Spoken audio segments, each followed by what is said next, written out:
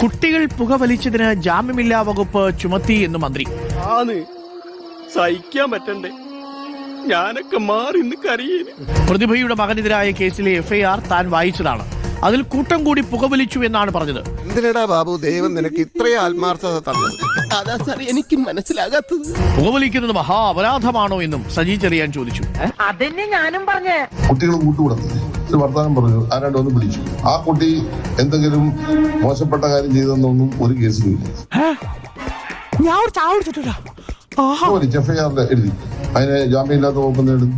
നമ്മുടെ കുഞ്ഞുങ്ങളല്ല, അവരാരെങ്കിലും വർത്താനം പറഞ്ഞ അവിടെ ഇരുന്നു. നമ്മളാരും പിന്നെ കുഞ്ഞുങ്ങളല്ല അതിൽ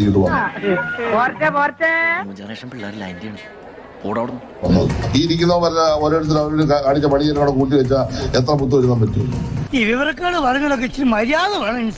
എന്തല്ല കൊച്ചു കുട്ടികളല്ലേ, അവര് കമ്പനി അടിക്കും വർത്താനം പറഞ്ഞ് ചിലപ്പോ ഒരു പോവലിച്ച് അതിനെന്താ വലിയൊരു മഹാപരാധമാണ്. പ്രതിഭാകരയുടെ മോൻ ഇങ്ങനൊരു കാര്യത്തിൽ കൂട്ടി നിന്നു. അതിന് പ്രതിഭാകരി എന്ത് വേണം?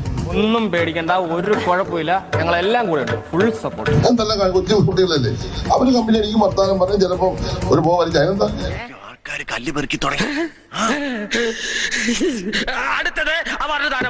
കുട്ടികൾ കുറ്റം ചെയ്താൽ കോലുമിട്ടായി ഡായ് ഡായ് എന്ന് പണ്ട് കേട്ടിട്ടുണ്ട്. ആ അവസ്ഥയല്ല സഖാവേ എന്നുള്ളതേ നമുക്ക് പറയാനുള്ളൂ.